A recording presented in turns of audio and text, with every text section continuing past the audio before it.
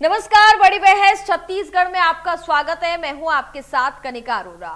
BJP सांसद बृजमोहन अग्रवाल ने अपनी ही सरकार को लगातार पत्र लिखते हुए नजर आते हैं, जिससे कि प्रदेश में विपक्ष को बोलने का मौका मिल गया है। दरअसल आपको बता दें कि विष्णुदेव सरकार सुशासन तिहार मना रही है और प्रदेश भर के जिलों में जाकर के सरकार की योजनाओं का जायजा ले रही है। और उधर सांसद बनने के बाद से ही बृजमोहन अग्रवाल केंद्र की राजनीति में तो एक्टिव दिखाई दे रहे हैं, तो वहीं प्रदेश में चल रही बीजेपी की सरकार के साथ समय समय पर पत्र लिख करके एक सलाहकार के रूप में भी सहयोग देने का काम कर रहे हैं। आपको बता दें, सांसद बृजमोहन अग्रवाल ने एक सप्ताह के अंतराल में 2 बार सरकार के नाम पत्र लिखा है। बृजमोहन अग्रवाल ने अपने चौथे पत्र में शासकीय अस्पताल में सुधार करने को कहा था और 5 मई को लिखी गई 5वें पत्र में बृजमोहन अग्रवाल ने प्रदेश के दिवंगत शिक्षकों के लिए एक पत्र लिखा।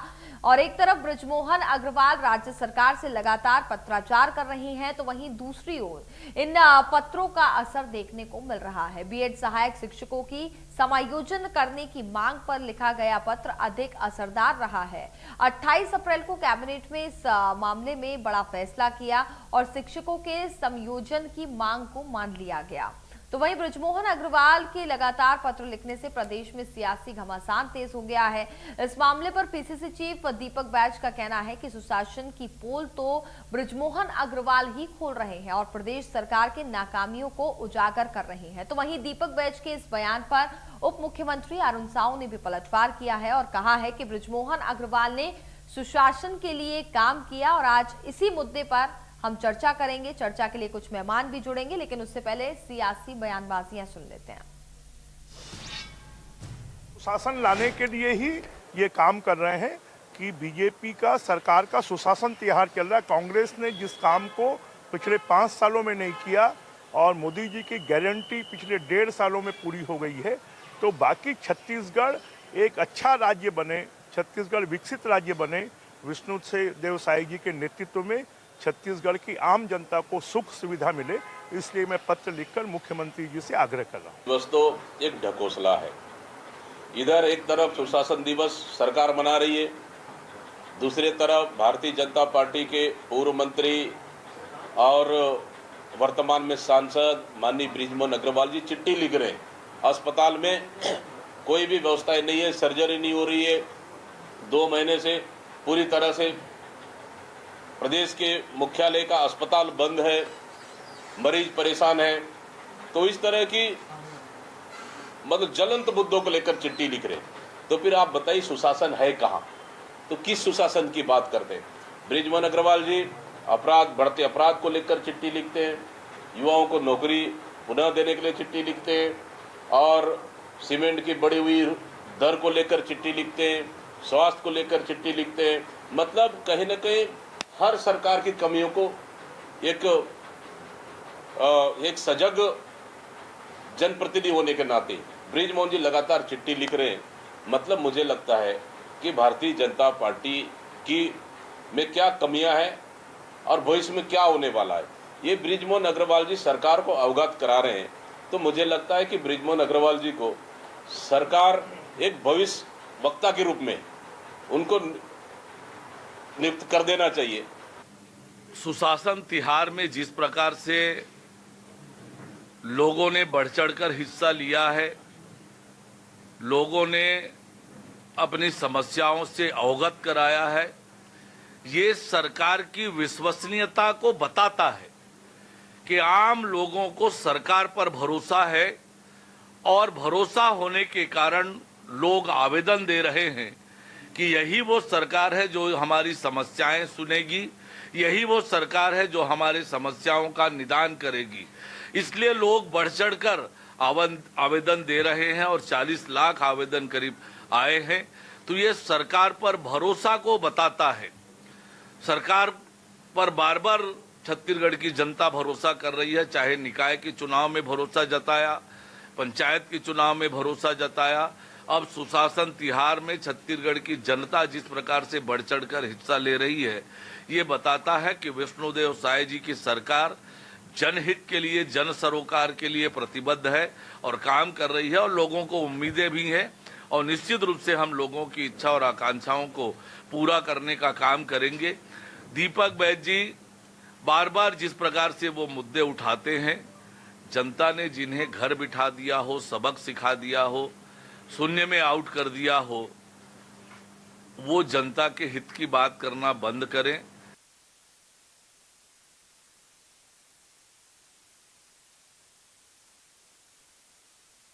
वहीं दूसरी तरफ सांसद बृजमोहन अग्रवाल लगातार अपनी ही सरकार को पत्र लिखते हैं और क्या नाकामियां सरकार की जो रही हैं उसको उजागर करते हुए नजर आते हैं, जिसको लेकर के वो पत्र लिखते हुए नजर आते हैं। तो वहीं दूसरी तरफ कांग्रेस को एक मौका मिल जाता है सरकार की और कमियां गिनाने का।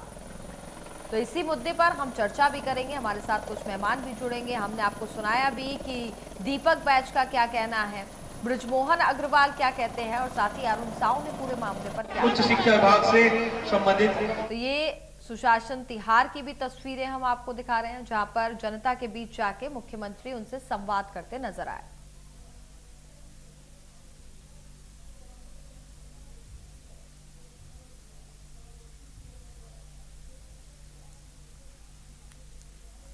तो चलिए अब चर्चा की शुरुआत करेंगे। कांग्रेस प्रवक्ता रुपेश दुबे हमारे साथ इस वक्त जुड़ चुके हैं। भारतीय जनता पार्टी प्रवक्ता प्रवीण साहू भी इस वक्त हमारे साथ जुड़ गए हैं, फोन लाइन पर इस वक्त वो हमारे साथ जुड़ चुके हैं।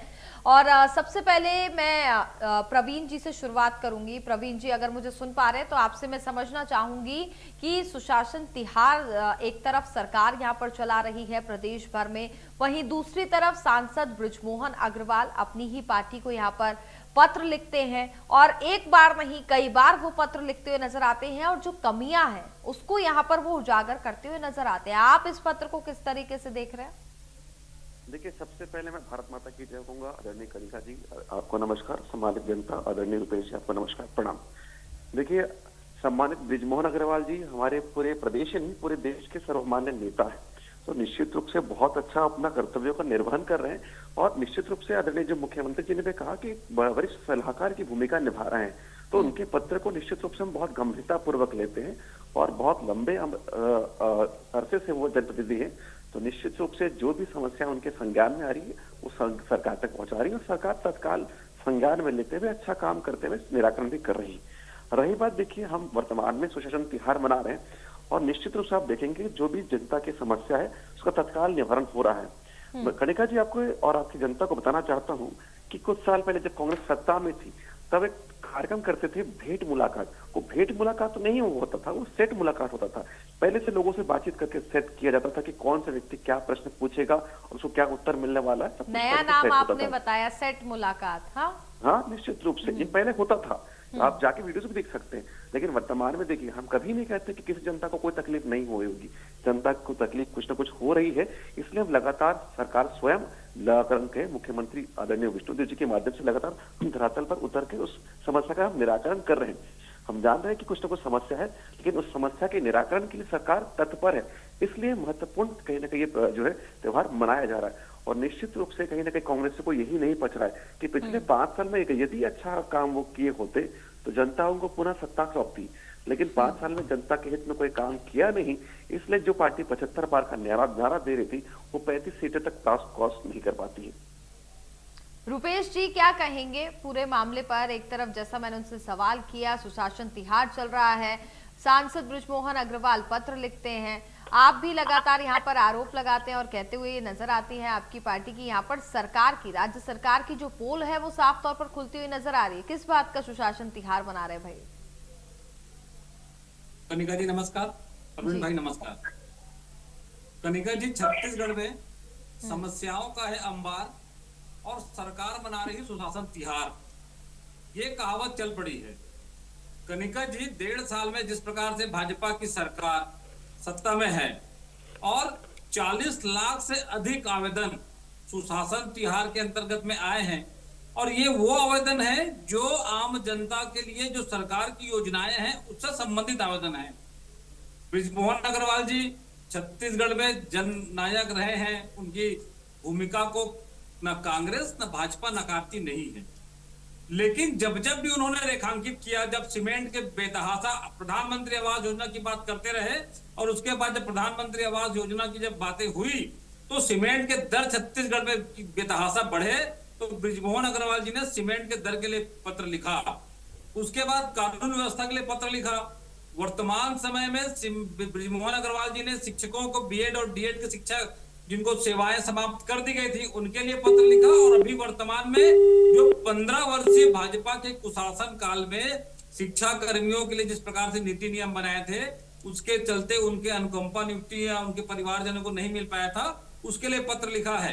ये इस बात को द्योतक है, इस बात को रेखांकित करता है कि छत्तीसगढ़ में भाजपा की सरकार अपने सत्ता के मद में चूर है और आम जनता से कोई सरोकार नहीं है।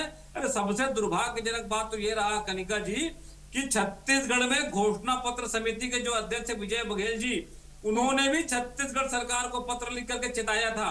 पुरंदर मिश्रा जी रायपुर के विधायक हैं, उन्होंने भी पत्र लिखा। ननकी राम कंवर वरिष्ठ मंत्री रहे हैं, उन्होंने भी पत्र लिखा। तो पत्र लिखने से ये बात स्पष्ट होता है कि छत्तीसगढ़ में भाजपा की सरकार कानून व्यवस्था को संभालने में असफल है, प्रशासनिक व्यवस्था में असफल है, और जिस तरह से समस्याओं का अंबार और 40 लाख आवेदन आने के बाद सरकार का धरातल खिसक गया और उन्होंने कलेक्टरों का स्थानांतरण करके अपनी कमियों को छिपाने का काम किया है। ये बार बार भले कहें कि बृजमोहन अग्रवाल जी सलाहकार के रूप में दे रहे हैं, लेकिन बृजमोहन अग्रवाल जी छत्तीसगढ़ सरकार जो भाजपा की सरकार है उसके कुशासन असफलता को रेखांकित करते हुए ये पत्र को लिख रहे हैं। ठीक है, पत्र यहाँ पर लिखे जा रहे हैं। वहीं अगर बात की जाए प्रवीण जी, आपसे भी समझना चाहूंगी, पत्र यहाँ पर लगातार वो लिखते हुए नजर आते हैं, इस बात का जिक्र यहाँ पर प्रवीण जी भी रुपेश जी भी कर रहे हैं। तो वहीं अगर बात की जाए तो कहीं ना कहीं कुछ नाकामियां हैं, क्योंकि बात की जाए तो वो किस कदर वहां पर अस्पतालों की क्या स्थिति बनी हुई है इसके बारे में जिक्र करते हैं, प्रदेश की कानून व्यवस्था किस तरीके से चरमरा गई है इसका वो जिक्र करते हैं। तो कमियां तो कहीं ना कहीं है ना। देखिए आदरणीय कनिका जी, आज के डिबेट का प्रारंभ मैंने भारत माता की जय कहकर प्रारंभ किया, और आपको मैं इसलिए उल्लेख कर रहा हूं कि जब कांग्रेस का कार्यकाल था, एक हमारे सिख युवक थे, सिख भाई थे, जब इस प्रदेश में भारत माता की जयकार लगाते थे भिलाई के क्षेत्र में, तब उनकी निर्मम हत्या कर दी जाती थी। और तत्कालीन मुख्यमंत्री जी आदरणीय भूपेश बघेल जी के पास इतना समय, या मैं तो कहूँ इतना संवेदना के शब्द नहीं थे कि उनको कहीं ना कहीं उनके परिवार को ढांढस बजाए या कहीं ना कहीं कड़ी निंदा करे। तो निश्चित रूप से ऐसे अहंकार के मद में तो कांग्रेस पार्टी चूर थी। रही बात देखिए आपने जो प्रश्न उठाया कानून व्यवस्था की, तो मैं रायपुर राजधानी की एक वाक्य गिनाता हूँ कि रायपुर राजधानी में एएसपी कार्यालय के पार्किंग में 6 माह की जो बच्ची है उसके साथ बलात्कार होता था। तो यह तो हाल था कानून व्यवस्था का कांग्रेस के कार्यकाल में, और निश्चित रूप से हमारे कार्यकाल में लगातार अपराध पर हम लगा रहे हैं। और देखिए सुशासन तिहार पर ये कह रहे थे कि इतने सारे आवेदन आए। आदरणीय कनिका जी, एक महत्वपूर्ण पहलू में बताना चाहता हूँ। देखिए आवेदन इसलिए आ रहे हैं, आदरणीय कनिका जी सुनिएगा, मैं इसलिए कह रहा हूँ इतने आवेदन इसलिए है क्योंकि इस जनता को इस सरकार से कहीं ना कहीं विश्वास है, एक आशा है कि यही सरकार है जिसने किसानों का जो वादा किया था, क्या वो 2 साल का बकाया बोनस देने का हो, चाहे 31 समाधान खरीदारी करने की हो, चाहे 21 क्विंटल प्रति एकड़ की हो, या महतारी वंदन की अगर बात करें तो प्रत्येक पात्र महिलाओं के खाते में आज पर्यंत तक 1000 देने के वादे। तो लगातार वादों को निभाने वाले कोई सरकार है तो भाजपा की सरकार है। और महत्वपूर्ण विषय जो आपके डिबेट में जनता के सामने बताना चाहता हूं कि 39 लाख आवेदन में से अधिकांश, या तो मैं कह सकता हूं कि 1/3 आवेदन आए हैं प्रधानमंत्री आवास के। और ये आवास के आवेदन इसलिए आए हैं क्योंकि पिछले 5 साल में कांग्रेस की सरकार ने प्रधानमंत्री आवास का कहीं ना कहीं अगर कहें तो काम केवल इसलिए रोक दिया था क्योंकि उस योजना के आगे प्रधानमंत्री शब्द का उल्लेख था। तो यही चिढ़ थी कांग्रेस पार्टी की। तो निश्चित रूप से अब जनता को मालूम चल चुका है कि देखिए चाहे प्रदेश में हो चाहे वो अगर देश की हम बात करें, डबल इंजन की सरकार है, इसलिए उनका जो आवास का सपना वो अब साकार होने वाला है। और आप देखेंगे जिस प्रकार का हम कहें तो ऑनलाइन पोर्टल के माध्यम से प्रत्येक समस्या को हम सुन भी रहे हैं, और इनकी तरह कोई लीपा पोते नहीं कर रहे हैं। आप प्रत्येक समस्या के लिए आपको आईडी दी गई है, आपकी प्रत्येक समस्या का अगर हम कहें तो हल, वर्तमान की परिस्थिति क्या है, वो कहां पर पहुंचा, उसका हल हुआ कि नहीं हुआ, आपको मैसेज के माध्यम से पता चल जाएगा और आप पोर्टल में भी जाकर देख सकते हैं। तो निश्चित रूप से हमारी सरकार जनता की समस्या का निवारण करने के लिए बहुत तत्पर है, और यही हमारी मंशा है कि हम जनता को सारी सुविधाएं दे सके। ठीक है रुपेश जी, वो कह रहे हैं कि कहीं ना कहीं देखिए भरोसा तो है ना, क्योंकि डबल इंजन की सरकार है, यहाँ पर जनता भरोसा कर रही है, इसलिए भारतीय जनता पार्टी को सत्ता में लेकर के आई है, इसलिए ज्यादा से ज्यादा आवेदन हो रहे क्योंकि भरोसा है कहीं ना कहीं निराकरण यहाँ पर किया जाएगा। कनिका जी, प्रधानमंत्री आवास योजना वर्ष 2011 के आर्थिक सामाजिक जनगणना में जिनके नाम है, उन पात्र हितग्राहियों को प्रधानमंत्री आवास योजना मिलनी है। और उसके बाद डबल इंजन की सरकार और प्रधानमंत्री योजना की दुहाई देने वाली भाजपा की सरकार भी उन हितग्राहियों को लाइन लगवा करके, आवेदन दिलवा करके परेशान करने का काम कर रही है। महतारी वंदन योजना का पात्र हितग्राहियों को चयन करके इन्होंने जो आवेदन ले नहीं रहे हैं, तो जो हितग्राही हैं उनको आवेदन देना पड़ रहा है। कनिका जी, कुशासन का प्रमाण बताता हूं। हाँ। छत्तीसगढ़ में किसी भी किसान को यदि किसान किताब ऋण पुस्तिका बनानी है तो उसे पुलिस थाने में एक आवेदन दे करके न्यायालय, तहसीलदार, नायब तहसीलदार के यहाँ समस्त बैंकों से एनओसी करा करके आवेदन प्रस्तुत किया जाना होता है। वो एक न्यायालयीन प्रक्रिया है। लेकिन छत्तीसगढ़ की भाजपा सरकार उन न्यायालयीन प्रक्रियाओं को भी तत्काल हमने किसान किताब प्रस्तुत कर दिया, किसान किताब दे दिया, इस तरह की वाही लूटने का काम कर रही है। वो न्याय व्यवस्था पे बाधक है। ये छत्तीसगढ़ सरकार घोषणा कर दे कि किसी भी किसान को अब तहसीलदार के न्यायालय में जाना नहीं पड़ेगा, तो और किसी भी बैंक से एनओसी नहीं लेना पड़ेगा और किसान किताब उनका बन जाएगा। इस प्रकार के कुव्यवस्था को फैलाने का काम भाजपा की सरकार कर रही है। और मैं बार बार कहना चाहूंगा, जिन योजनाओं के तो लिए आप कहना चाह रहे हैं कि भारतीय जनता पार्टी की सरकार में किसान कहीं ना कहीं बहुत ज्यादा त्रस्त नजर आ रहा है।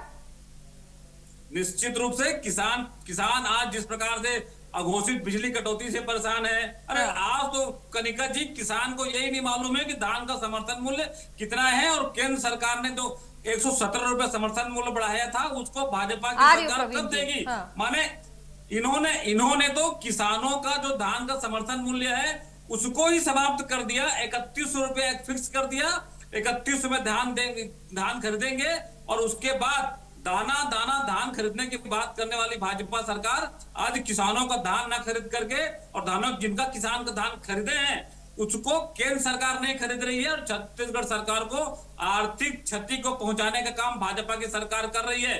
देखिए, किसानों के लिए या आम जनता के लिए आपने सुशासन तिहार लगाया है, तो आप ये रेखांकित कर दीजिए, खुलासा कर दीजिए कितने आवेदन आए हैं। दुर्भाग्य ये कि योजनाओं के लाभ के लिए आम जनता को आवेदन देना पड़े सुशासन तिहार के रूप में, जो विभाग में काम हो जाते हैं। विभागों में अव्यवस्था है, विभागों में काम नहीं होता, इसलिए मुख्यमंत्री जी को यह कहना पड़ा है कि 1 रुपया भी कोई लेगा तो कलेक्टर सस्पेंड होगा। माने इनकी सरकार में कलेक्टर जैसे शीर्षस्थ अधिकारी के भी कार्य पद्धति पर प्रश्न चिन्ह लगाने का और उनको भ्रष्टाचारी साबित करने का काम किया है। ठीक है, प्रवीण जी कुछ कहना चाह रहे थे आप। देखिए, बहुत ही हास्यास्पद विषय है कि जो ये अपनी बात को छुपा रहे हैं। देखिए, आवास की हम बात करें, चलिए ठीक है, मैं झूठ बोल रहा हूँ। आप टीएस सीधे को तो मानते हैं ना, आप एक पार्टी के कद्दावर नेता हैं। आप बता दीजिए प्रवीण भाई, आवास योजना में कितने बचे हुए हैं, कितने शेष परिवार हैं, कितनों का आवास देंगे आप देखिए बगला गए। टीएस सीधे जी बगलाने की बात नहीं है। देखिए, आप बता दीजिए कितने आवास योजना के बारे में बता दीजिए। घर नहीं मिला। देखिए, आप बगला गए हैं। सुन लेते हैं रुपेश जी, सुन लेते हैं उनकी बात को पूरा सुन लेते हैं।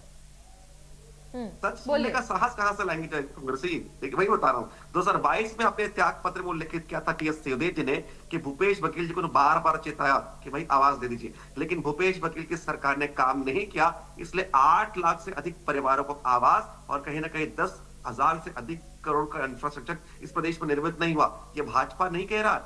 टीएस सीधी जी का पत्र 2022 में आप जाके आप चाहे तो आप नेट पर देख सकते हैं। दूसरा विषय कह रहे थे किसान के हित में, आपने स्वयं गोल बात करके स्वयं स्वीकार कर लिया कि देखिए, आपने कहा कि भाई न्यायालयीन प्रक्रिया में समय लगता था, अब किसान को तुरंत जो है उसका जो कार्ड मिल जाता है, तो अच्छी बात है। रही बात, देखिए आगे अगर मैं बात करूं तो आप कहते थे कि 2500 रुपए देंगे। आदरणीय कनिका जी, आपको बताना चाहता हूं, ये कहते थे कि 2500 देंगे, वो भी 4 किस्तों में। किसानों को झूठ बोलते थे, गुमराह करते थे, उनके हित का पैसा 4 किस्तों में बांटने की बात करते थे, और चौथा किस्त कभी देते ही नहीं थे। आज किसानों के खाते में टोटल 31 रुपए तत्काल पहुंच जाता है।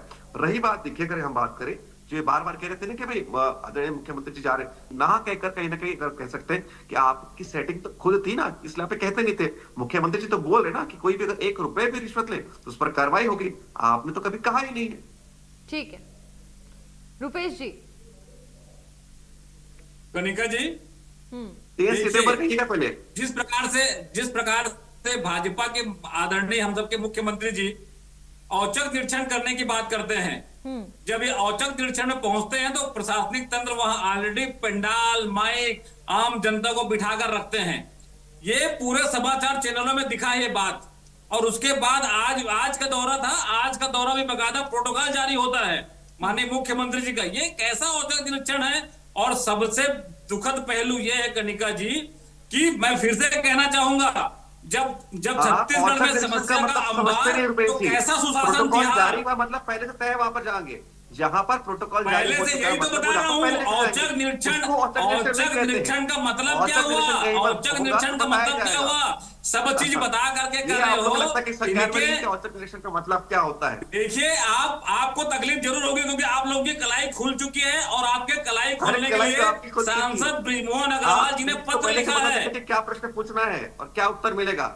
सेट मुलाकात चलिए ठीक है रुपेश जी, सरकार की अगर नाकामियां है या बात की जाए तो कहीं ना कहीं बृजमोहन अग्रवाल केंद्र के साथ साथ राज्य की राजनीति पे भी पूरी तरीके से फोकस कर रहे हैं। क्या मुद्दे हैं बारीकी से वो यहाँ पर देख रहे हैं? अगर हम बात करें तो जब सत्ता में कांग्रेस की भी सरकार थी तब टीएस सिंहदेव भी पत्र लिखते थे, वो तो कहते थे सरकार में मेरी चलती ही नहीं है।